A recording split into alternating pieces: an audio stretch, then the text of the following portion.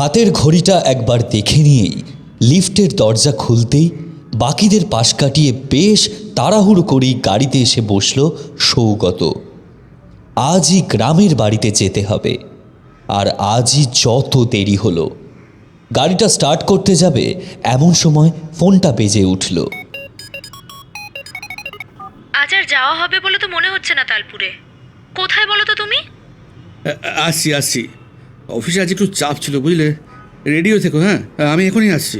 সেই সন্ধে 7:30 থেকে রেডি হয়ে আছি মিস্টার। আমারও তো কলেজ ছিল বলো তো।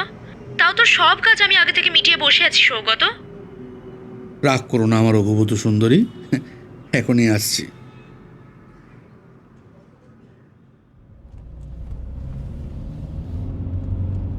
চারিদিকে এক অদ্ভুত নিস্তব্ধতা ছেয়ে আছে আজ। শীত যেন কাবু করে রেখেছে এই তালপুর গ্রামের রাস্তাঘাটকে। হাইওয়ে দিয়ে আসার পথে যাও বা গাড়ির দেখা মিলছিল, এদিকে এসে আর সেসবও লক্ষ্য করা যাচ্ছে না। আজ বাড়ি থেকেও বেরোতে বেরোতে তাদের অনেকটা লেট হয়ে গেছে। এখন বাজে রাত প্রায় 2টো। তুমি রবে নীরবে আর গান গেয়ে কাজ নেই, ঢং যত। নাও ঠিক করে গাড়ি চালাও তো, রাতের রাস্তা আবার। এমন সুন্দরী বউ পাশে থাকলে গান তো এমনি এমনি বেরিয়ে আসবে যে কোনো স্বামীর গলা দিয়ে। আর কি করবো বলো। আরে অফিসে হঠাৎ করে মিটিং ফেলে দিল বিকেল থেকে, কি করি বলো। এমনি এমনি কি আর বলছি, এদিকে রাস্তাগুলো রাতের দিকে ভালো না জানো তো, কেমন যেন শুনশান থাকে। তাহলে ভূতকে ভয় পাচ্ছে মিসেস প্রজ্ঞা পোদ্দার, ভাবা যায় না। ভয় ভূতের নয়, মানুষের। আর মিসেস পোদ্দার নয়, প্রজ্ঞা সেন। বাবা মা চলে যাওয়ার পর এই পদবিটুকুতেই তো ওদের সাথে অন্তত জড়িয়ে থাকি সৌগত। হ্যাঁ, সেন প্রজ্ঞা সেন, ঠিকই বলেছ। আর প্রজ্ঞা, সরি। আবার সরি কিসের? সৌগত উত্তরে কিছু বলতে যাচ্ছিল। সৌগত, ওদিকে দেখো, গাড়িটা থামাও।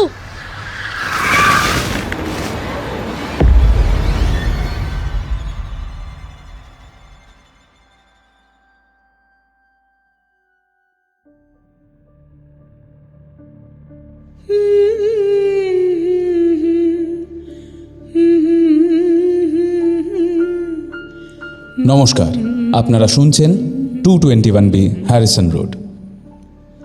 বাংলার ভূত, বাংলার ভয়, উল্টো পাল্টা গল্প নয়। আমি সুমি, আর আমার সাথে রয়েছে প্রত্যয়। আজ বছরের শেষ দিনে আপনারা শুনছেন 221B হ্যারিসন রোডের এই বছরের অন্তিম এপিসোড। শ্রীময়ী দত্তর লেখা শীতের রাতের দুর্ঘটনা। আশা করি এই বছরটা সবার খুব ভালো কেটেছে, আর পরেরটাও খুবই ভালো কাটবে। গল্পকথক বিজয়লাল এবং চঞ্চলের ভূমিকায় প্রত্যয়, সৌগতর ভূমিকায় সৌরভধ্বনি সাহা, রেখার ভূমিকায় বর্ণালী, প্রজ্ঞার ভূমিকায় প্রদীপ্তা, বড়বাবু এবং সুদেবের ভূমিকায় আমি সুমিতেন্দ্র, এবং বিশেষ সঙ্গীত পরিবেশনায় আমাদের প্রিয় লেখিকা পারমিতা চ্যাটার্জি। শুরু হচ্ছে 221B হ্যারিসন রোডের 2025-এর শেষ গল্প।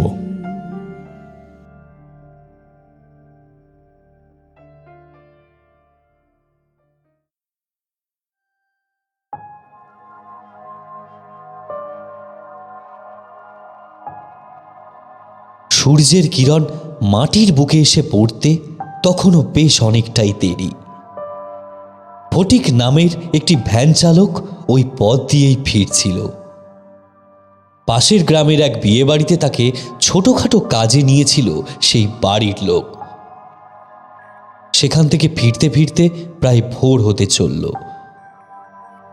সেই প্রথম খেয়াল করেছিল পদ্মপুকুরের ওখানে সৌগতদের গাড়িটার একটা বটগাছের সাথে খুব বাজেভাবে ধাক্কা লেগেছে। গাড়ির ভিতরে দুটো মানুষই রক্তাক্ত অবস্থাতে পড়েছিল। ফটিক তার ভ্যানে করেই ওদের দুজনকে কাছের হাসপাতালে নিয়ে যায়।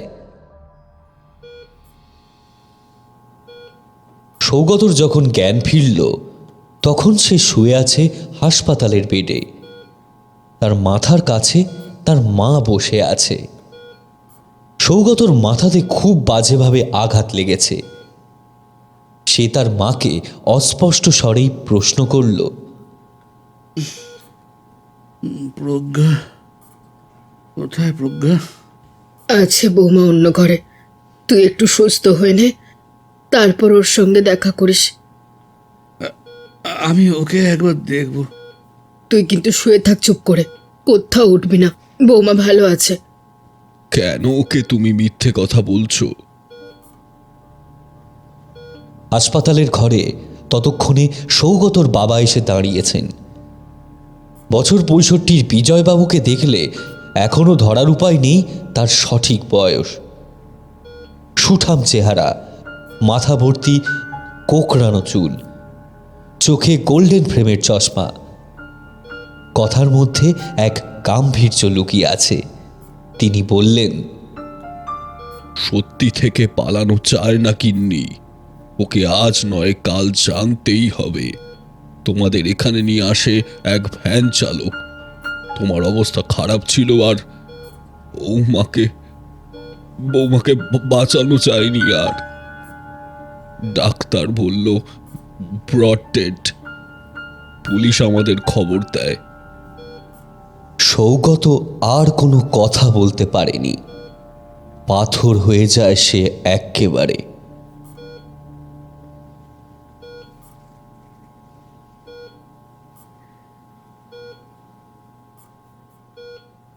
এরপর আরও ২ দিন কেটে যায়। কালকেই সৌগতকে ছেড়ে দেবে হাসপাতাল থেকে। রাতে বেডেই ঘুমিয়েছিল সৌগত। তার বাবা মা রুমের বাইরে বসে থাকতে থাকতে চেয়ারেই ঘুমিয়ে পড়েছে।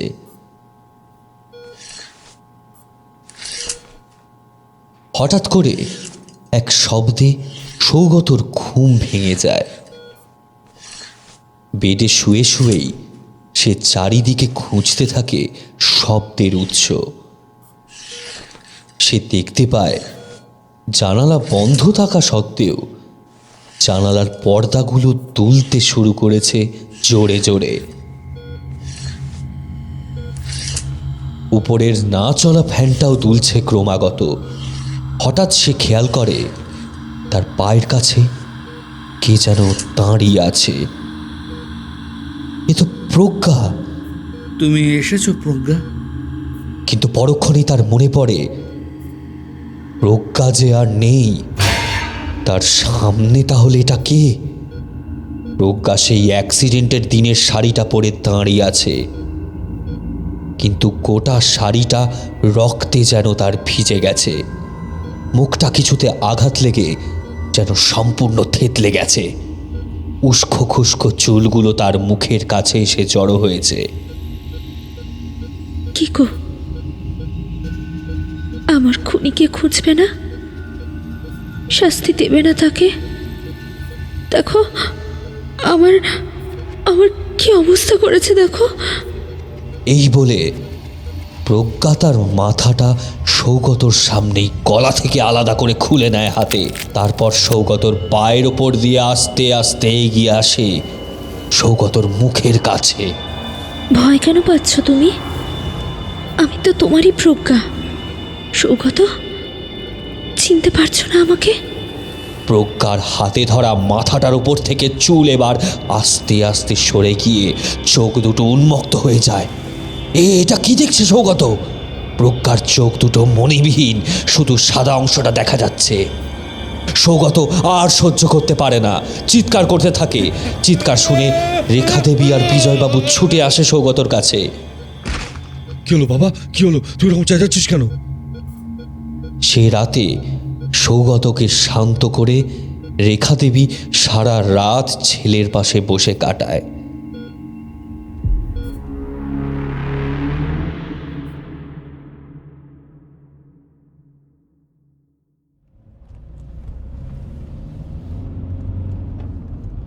পরের দিন সকালেই সৌগতকে ছেড়ে দেওয়া হয় হাসপাতাল থেকে।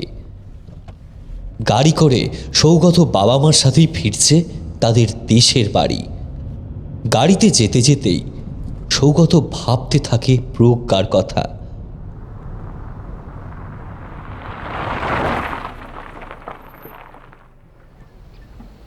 একসময় গাড়ি এসে দাঁড়ায় তাদের বাড়ির সামনে। গাড়ি থেকে নামতেই সেখানে এসে হাজির হয় গ্রামের বেশ কিছু লোক। বিজয়বাবু, আপনি বলেছিলেন আমাদের টাকা আপনি ঠিক ফিরিয়ে দেবেন, ওই কানাইকে খুঁজে দেবেন। আজ 7 দিন হতে চললো, ওই শালা বাড়ি থেকে পালিয়েছে বউ বাচ্চা রেখে। দেখছো তো, চঞ্চল ছেলেটাকে নিয়ে সবাই ফিরলাম। আমাদের বাড়িতে এই অবস্থা এখন, একটু সময় দাও। বৌমার আজ শ্রাদ্ধ শান্তির কাজ, একটু শান্তিতে করি কাজটা। তোমাদের ব্যাপারটা আমি ঠিক দেখবো। সে বুঝেছি কাকু, কিন্তু ওই কানাই গ্রামের এত লোকের টাকা মেরে পালিয়েছে, বাড়িতে রেখে গেছে বউ বাচ্চা, তাদের তো আর কিছু করতে পারি নে।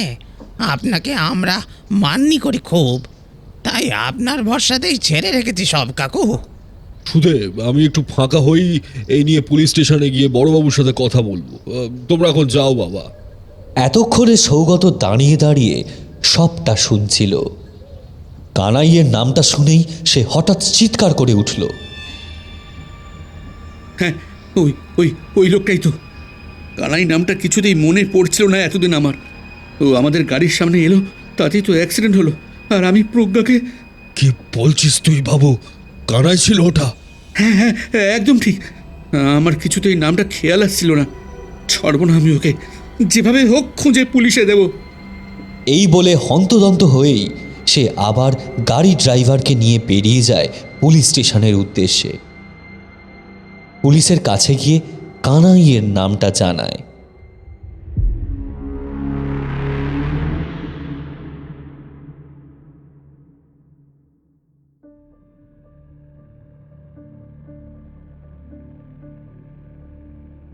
এরপর কেটে গেছে আরও 3 দিন। সৌগত ঘরের জানালার কাছে দাঁড়িয়েছিল চুপটি করে। সৌগত আর প্রজ্ঞার ছিল ভালোবাসার বিয়ে। ওরা দুজনেই এই তালপুর গ্রামের, হুগলি জেলার একটা ছোট্ট গ্রাম। প্রজ্ঞা ছোটবেলাতে সপরিবারে কলকাতাতে চলে গেলেও তারা মাঝে মধ্যেই গ্রামে আসতো নানান ছুটিতে। এমনই এক শীতের দিনের পড়ন্ত দুপুরে সৌগত প্রপোজ করে প্রজ্ঞাকে। সেই থেকেই একসাথে পথ চলা। বেচারির বাবা মা মারা যাওয়ার পর থেকে তো আরও সৌগতর উপর নির্ভরশীল হয়ে পড়ে। সেই সব সুন্দর স্মৃতিগুলোই সৌগত পুরনো স্মৃতির ভিড়ে আজ খুঁজে বেড়াচ্ছিল। হঠাৎ তার ভাবনায় ছেদ পড়ল এক চেনা কণ্ঠে। কিরে খোকা, ওখানে দাঁড়িয়ে আছিস যে? এনে চা দিয়ে গেলাম, ভাত খাওয়ার সময় চা খাচ্ছিস। কি যে করছিস তুই? ইচ্ছে করে না মা খেতে, তবু ওর মৃত্যুর জন্য দায়ী যে লোকটা, তাকে যদি অন্তত একবার খুঁজে পাই, তাই যেটুকু সুস্থ থাকার জন্য লাগে। তুমি তুমি যাও মা। রেখা দেবী বেরিয়ে যাওয়াতে চায়ের কাপটা হাতে তুলে নিয়ে জানালার কাছে এসে দাঁড়িয়ে বাইরের দিকে তাকাতেই সে ছিটকে সরে যায় জানালা থেকে। কে গো, তুমি খাচ্ছ, ঘুমোচ্ছ, সব করছো, আমার খুনিকে শাস্তি দেবে না তুমি, নাকি আমি তাকে শাস্তি দেব? সৌগত সহ্য করতে পারে না প্রজ্ঞার এই বীভৎস রূপ। শিরশিরে ঠান্ডা হাওয়া জানালা দিয়ে ঢুকে তার সারা শরীর যেন জমিয়ে দিচ্ছে। প্রজ্ঞাকে দেখেই মনে হচ্ছে তার শরীরে এক ফোঁটাও রক্ত নেই, সারা শরীর ফ্যাকাশে। সমস্ত রক্ত যেন ওই শাড়িটাতেই লেপ্টে আছে। প্রজ্ঞা জানালার আরও কাছে এসে বলল, আমার খুনির শাস্তি দাও, না হলে আমি... সৌগতর ভয়তে হাত পা কাঁপতে থাকে। তার হাতের কাপ প্লেটটা নড়তে থাকে ঠক ঠক করে। সৌগতর চোখ যায় হঠাৎ চায়ের কাপে। এ তো চা নয়, চায়ের কাপে রক্ত। সৌগতর হাত থেকে কাপটা পড়ে যায় ভয়েতে। প্রজ্ঞা জানালার বাইরে দাঁড়িয়েই ভেতর দিয়ে হাত বাড়িয়ে দেয় সৌগতর দিকে আর বলতে থাকে, আমার কি এখন মরার কথা বলো?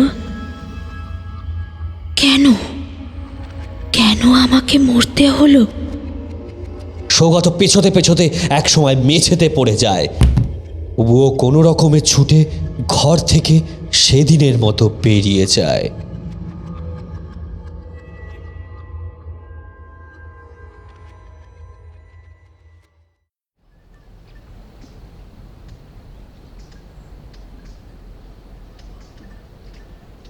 সৌগতর দিনের বেশিরভাগ সময় নির্জনেই কাটে এখন।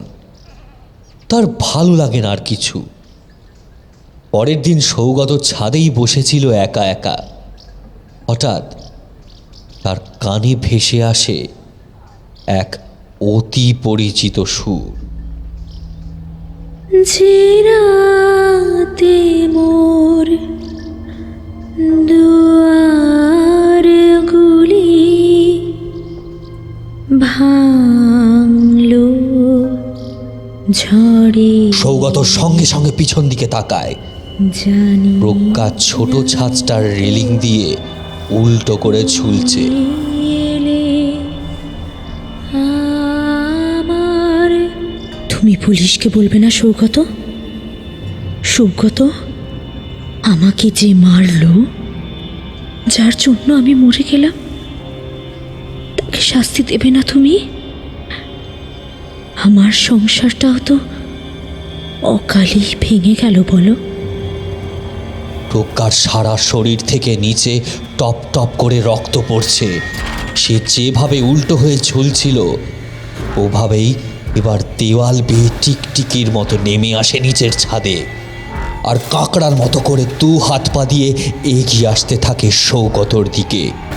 সৌগতর সারা শরীর দিয়ে তখন যেন এক হিমশীতল স্রোত খেলে যাচ্ছে। সে কি করবে বুঝতে না পেরে ছুটে যায় দরজার কাছে, কিন্তু ছাদের দরজাটা একা একাই বন্ধ হয়ে গেছে। সৌগত চিৎকার করে ডাকতে থাকে তার বাবা মাকে। বাবা, মা, দরজাটা খোলো। আমি খুলতে পারছি না কিছুতে, খোলো। আমাকে ভয় পাচ্ছ কেন সৌগত? আমি তোমার সেই প্রজ্ঞা, যাকে তুমি ভালোবেসে বিয়ে করেছিলে। সৌগত জোরে জোরে দরজা পেটাতে থাকে। আওয়াজ শুনে রেখা দেবী এসে খুলে দেয় ছাদের দরজা। এ কি, এভাবে দরজা আটকে গেল কি করে খোকা? মা, প্রজ্ঞা, প্রজ্ঞা কই কই রে? এখানে তো কেউ নেই। ছিল মা, এখানেই ছিল। প্রজ্ঞা আমাকে সেই দিন থেকে বলে যাচ্ছে মা, ওই লোকটাকে খুঁজে বার করতে। হতে পারে রে খোকা, আসলে অপমৃত্যু তো, আত্মা কি আর এত তাড়াতাড়ি শান্তি পায়? দাঁড়া, আমি তোকে একটা কবজ এনে দেব। আসলে মেয়েটা তো তোকে খুব ভালোবাসতো। না মা, যতদিন না ওই কানাইকে ধরতে পারবো আমার শান্তি নেই মা। প্রজ্ঞাও কষ্ট পাচ্ছে, আমি শুধু ওকে এভাবে সহ্য করতে পারছি না মা। আমি পুলিশ স্টেশন যাচ্ছি।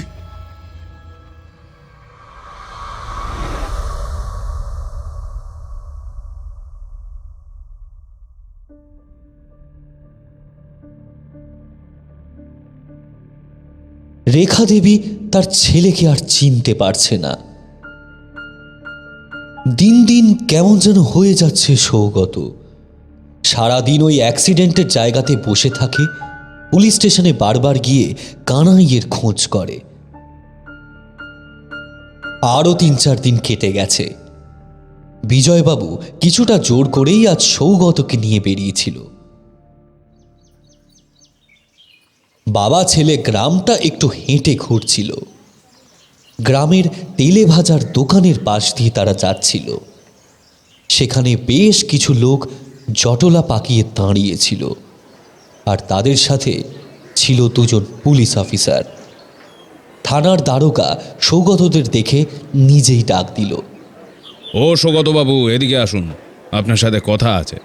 সৌগতরা সেই দিকে গেলে দারোগাবাবু বলেন, আপনাদের বাড়িতেই যাচ্ছিলাম আমি এখান থেকে, ভালোই হলো এখানেই দেখা হয়ে গেল। কানাইকে পাওয়া গেছে স্যার? কোথায় ও?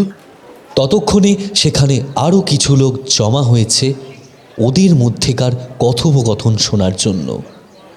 হ্যাঁ পেয়েছি, কিন্তু জীবিত না, মৃত। এ কি কথা বলছেন? কথাটা শুনে ওখানে থাকা গ্রামবাসীদের মধ্যে একটা চাপা উত্তেজনার সৃষ্টি হয়। বিজয়বাবুই প্রশ্ন করে এবার। কি বলছেন দারোগাবাবু? কবে মারা গেল? এই অ্যাক্সিডেন্টের পরই নিশ্চয়ই। না, তার আগেই। লোকের থেকে টাকা ছেড়ে ব্যাটা কলকাতাতে লুকিয়েছিল, সেখানে রাস্তাতে একটা গাড়িতে চাপা পড়ে, সঙ্গে সঙ্গে মৃত্যু। পরিচয়টা কলকাতার পুলিশ খুঁজে পাচ্ছিল না এতদিন, সাথে কোনো ডকুমেন্ট ছিল না তো পরিচয় পাওয়ার মতো। যাকে যেটা বলছিলাম, তাহলে আপনি কি করে কানাইকে দেখলেন সৌগতবাবু? আমি কানাইকেই দেখেছি, পরিষ্কার দেখেছি। তা কি করে হয়? কলকাতায় পড়াশোনা করে তাহলে এখন বলছেন এইসব কানাইয়ের ভূত করছে? মরা মানুষ ফিরে আসে না সৌগতবাবু। আপনি সেদিন যাকে দেখেছিলেন, অন্ধকারে হয়তো তাকে ঠিক করে বুঝতে পারেননি। ওই রাস্তাটাতে তো এখনো অমন ঘন ঘন ল্যাম্পপোস্ট বসেনি। আলো আঁধারিতে কি দেখতে কি দেখেছেন? আমি জানি না কে ছিল, কিন্তু প্লিজ তাকে খুঁজে বের করুন। ওইভাবে রাস্তার মাঝখানে সেই দিন কে দাঁড়িয়েছিল তাহলে, যার জন্য আমার প্রজ্ঞাকে চলে যেতে হলো?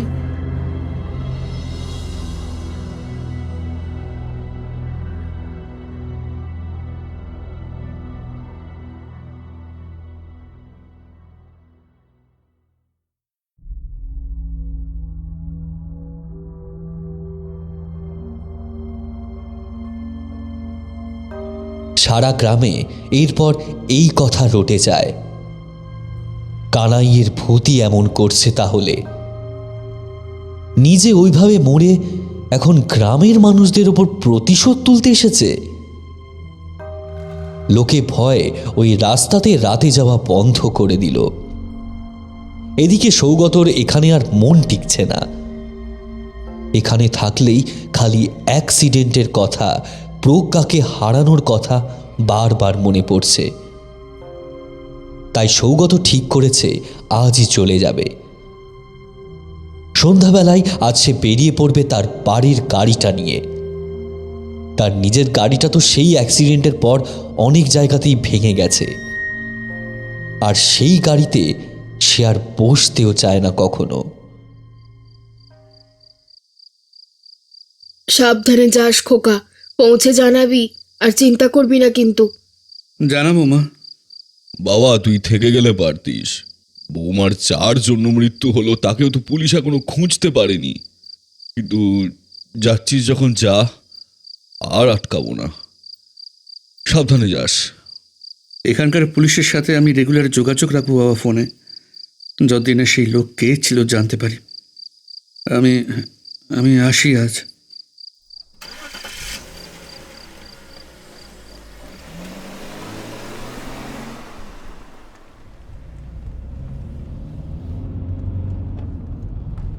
আজও একই রকম অন্ধকারে ঢেকে আছে সমস্ত গ্রামটা।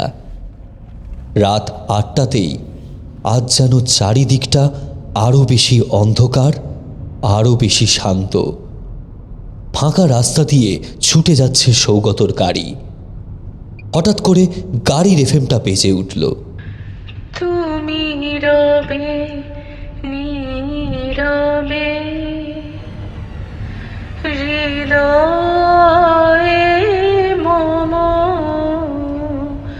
এই হাড় কাঁপানো শীতের মধ্যেও তার কপালে বিন্দু বিন্দু ঘাম ফুটে উঠল। পুরনো গাড়ি, কোনো কিছুই কি আর ঠিক আছে? এই ভেবেই নিজেকে বুঝিয়ে সামনের দিকে এগিয়ে যাচ্ছিল সে। হঠাৎ তার চোখ পড়ল রিয়ার ভিউ মিরারে। তাতে সৌগত দেখল গাড়ির পেছন সিটে বসে আছে প্রজ্ঞা। এ সেই প্রজ্ঞা নয়, এ এক বীভৎস মূর্তি। মুখের সামনে চুলগুলো এসে মুখটাকে ঢেকে রেখেছে তার। সেই চুলের ফাঁক দিয়েই স্থির কিন্তু ভয়ঙ্কর দৃষ্টিতে তাকিয়ে আছে সে সৌগতর দিকে। সৌগতর হাত কাঁপতে থাকে। সে আর গাড়ি চালাতে পারছে না। গাড়িটা একা একাই থেমে যায়। এবার প্রজ্ঞা তার মুখটা সৌগতর ঘাড়ের কাছে নিয়ে আসে। আমার খুনিকে পুলিশের হাতে না তুলে দিয়ে কোথায় যাচ্ছ গো তুমি? তাকে শাস্তি দেবে না? এই তুমি আমাকে ভালোবাসো? এই শীতেও সৌগতর জামা ঘামে ভিজে যাচ্ছে। সৌগতর চোখ ভয়েতে বন্ধ হয়ে যায়। সে বলতে থাকে কাঁপতে কাঁপতে, আমাকে যেতে দাও প্লিজ, প্লিজ আমাকে যেতে দাও প্রজ্ঞা। সৌগত এবার অনুভব করে তার ঘাড়ের কাছে সেই চাপটা আর নেই। সে ভয়ে ভয়ে চোখ খোলে, আর গাড়ির মধ্যে কিছু দেখতে না পেয়েই গাড়ি স্টার্ট দিয়ে গাড়ি ছোটাতে শুরু করে।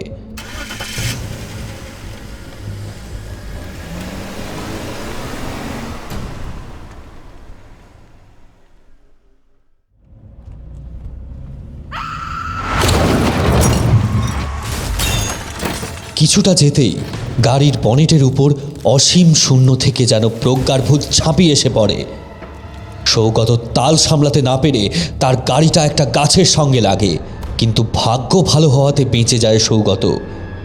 এটা সেই বটগাছ যে গাছের কাছে তাদের গাড়িটা অ্যাক্সিডেন্টের পর পাওয়া গেছিল। গাছটাকে দেখে সৌগতর মনে পড়তে থাকে সেদিনের সব কথা। সমস্ত ঘটনা যেন তার চোখের সামনে ফুটে উঠতে থাকে।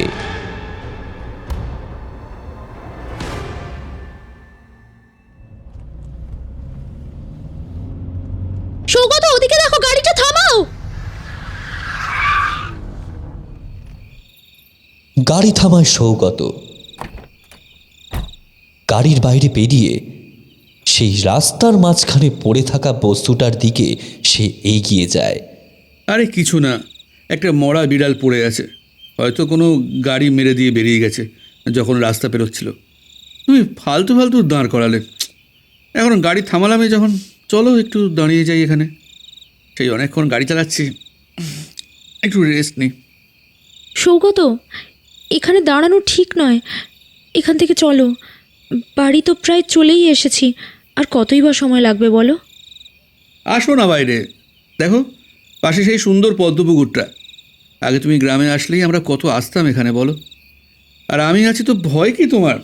কাম অন ডার্লিং, আসো না। প্রজ্ঞা এবার বেরিয়ে আসে গাড়ি থেকে।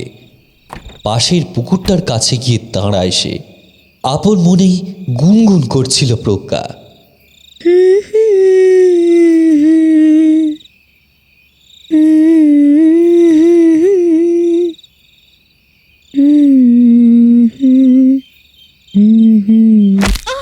হঠাৎ করে ওর মাথার পেছনে কেউ সজোরে আঘাত করলো। প্রজ্ঞা পড়ে যায় রাস্তার উপর। প্রচণ্ড ব্যথায় মাথার পেছনে হাত দিয়ে দেখে রক্ত। তার সামনেই সৌগত দাঁড়িয়ে আছে। হাতে তার মাঝারি সাইজের একটা পাথর, তাতে রক্ত লেগে আছে।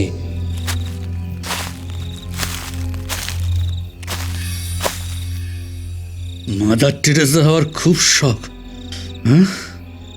নাটক করার জায়গা পাস না, শয়তান মেয়ে ছেলে একটা। সৌগত প্রজ্ঞার কাছে এসে তার চুলের মুঠি টেনে ধরে। প্রজ্ঞা ব্যথায় চিৎকার করে ওঠে। আমার লাগছে সৌগত, প্লিজ আমাকে ছাড়ো। আমি কিন্তু তোমার বাবা মাকে সবটা জানাবো। প্লিজ ছাড়ো আমাকে। তোকে ছেড়ে দিলে যে কোটি টাকার সম্পত্তি সব হাতছাড়া হয়ে যাবে।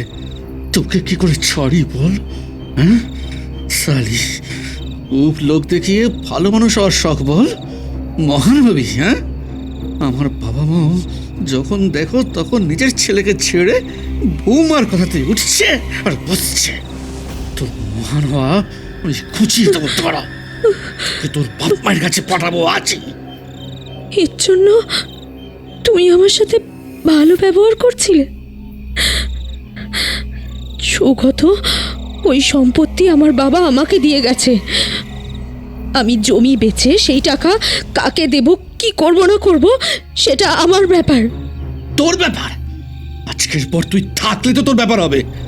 সালা গ্রামের কোটি টাকার সম্পত্তি উনি এখন সেসব বেচে দিয়ে চ্যারিটি খুলবে, বৃদ্ধাশ্রম বানাবে। আর আমি কি তাহলে আঙুল চুষবো? সৌগত প্রজ্ঞার থুতনিটা শক্ত করে চেপে ধরে আর দাঁতে দাঁত চিবিয়ে বলতে থাকে, ওই তোর বাপ মতো সেই কবে মরে ভূত হয়েছে, আর তোর তিন কুলে তোর কেউ বেঁচে নেই। কোথায় স্বামীজি ঠিক মতো সেবা করবি, স্বামীজির কথা শুনে চলবি, তা না করে উনি বাইরের মানুষের সেবা করবে বলে ছুটছে। তোর মতো মেয়েদের না এইভাবে মেরে দিতে হয়, একদম একদম মেরে দিতে হয়। যখন জানতে পারলাম এবার গ্রামে এসেই তুই সব বিচে দিবি, আমি ভেবে নিয়েছিলাম এবারই তোর শেষ সময় চলে এসেছে। কিন্তু আজই যখন এত সুন্দর সুযোগ পেলাম, সেটা ছেড়ে দিলে ভালো দেখায় বল? একদম ভালো দেখায় না। দাঁড়া আমি এক্ষুনি প্রজ্ঞাকে রাস্তাতে ফেলেই সৌগত ছুটে যায় গাড়ির দিকে। প্রজ্ঞার ব্যাগ হাতড়াতে থাকে। সে কোনো রকমে উঠে দাঁড়িয়ে গাড়ির কাছে গিয়ে সৌগতকে আটকাতে চেষ্টা করে। দুজনের মধ্যে ফাইলটাকে নিয়ে টানা হ্যাচড়া হতে থাকে। না না, ফাইলগুলো ছাড়ো সৌগত, এগুলো যারা অসহায় তাদের লাগবে। আমরা দুজনই তো চাকরি করি, বলো প্লিজ প্লিজ ছেড়ে দাও সৌগত। একসময় প্রজ্ঞা ফাইলগুলো কেড়ে নেয় সৌগতর হাত থেকে। ছুটে পালাতে থাকে সে সৌগতর থেকে দূরে, কিন্তু সৌগত দৌড়ে গিয়ে তাকে ধরে ফেলে। ধস্তাধস্তিতে ফাইলটা হাত থেকে পড়ে যায় পাশের পদ্মপুকুরে। সৌগত রাস্তার পাশে থাকা একটা বড় পাথর তুলে প্রজ্ঞার মাথায় সজোরে আঘাত করে। প্রজ্ঞা লুটিয়ে পড়ে রাস্তার উপর, তার মাথা দিয়ে রক্ত বেরোতে থাকে। সালি, আমার এতদিনের এত স্বপ্নকে নষ্ট করবি তুই? আমার স্বপ্ন পূরণের পথে যে বাধা হবে তাকেই এভাবে সরিয়ে দেব, একদম সরিয়ে দেব।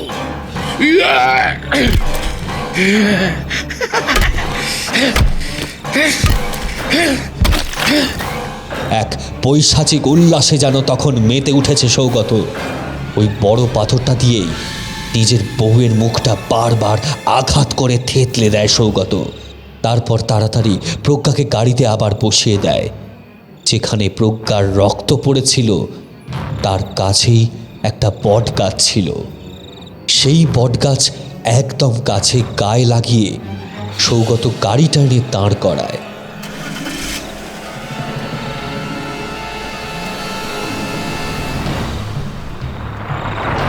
তারপর গাড়ির কাঁচগুলো ভেঙে দেয়।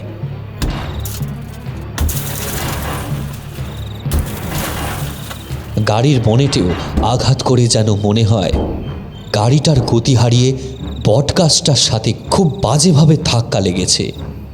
যাতে কোনো রকম সন্দেহ না যায় তাই নিজেকেও ওই পাথর দিয়েই আঘাত করে মাথায়। আর জ্ঞান হারানোর আগে পাথরটাকে পাশের পদ্মপুকুরে ছুঁড়ে ফেলে দেয়।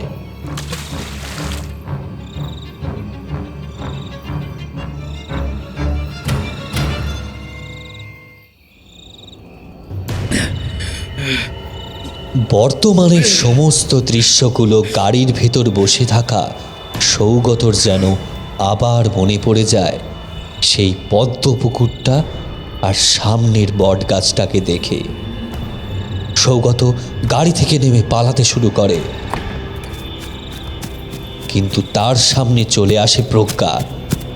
প্রজ্ঞার পরনের শাড়িটা দিয়ে চুইয়ে চুইয়ে রক্ত ঝরে পড়ছে মাটিতে। সারা শরীরটা রক্তে চপচপ করছে। চোখের মণি দুটো তার নেই, সম্পূর্ণ অক্ষিগোলক সাদা ফ্যাটফ্যাটে।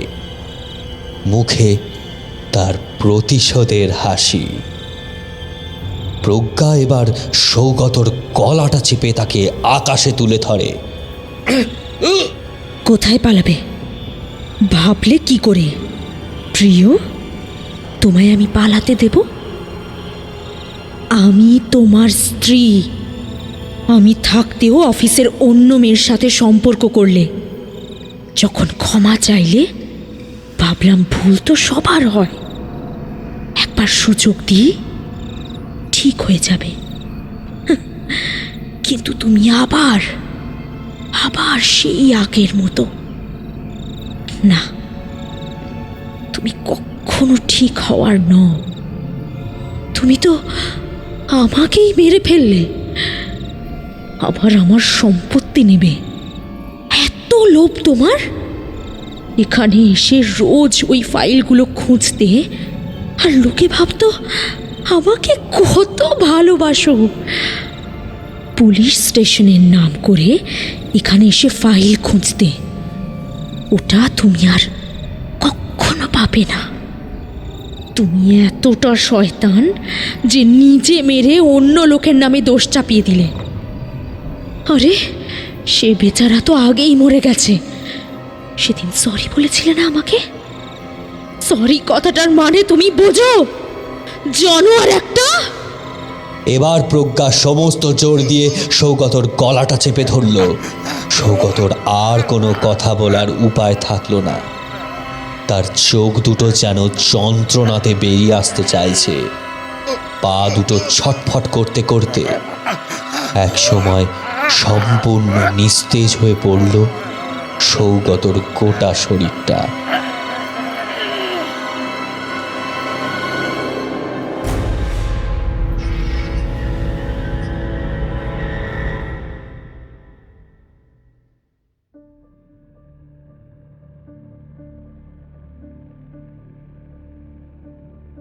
পরদিন আরেকটা লাশ পাওয়া গেল গ্রামে।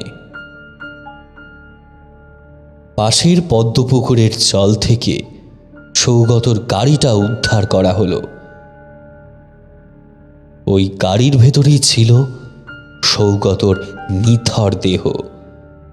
গ্রামের সকলে বলাবলি করতে লাগলো, কানাইয়ের ভূতই এইসব অ্যাক্সিডেন্ট করাচ্ছে। কিছুদিন এই ভয় গ্রামের মানুষের মনে রয়েও গেল। কিন্তু এরপর গ্রামে কানাইয়ের জন্য আর কোনোদিন ওই জায়গাতে কোনো অ্যাক্সিডেন্ট ঘটেনি।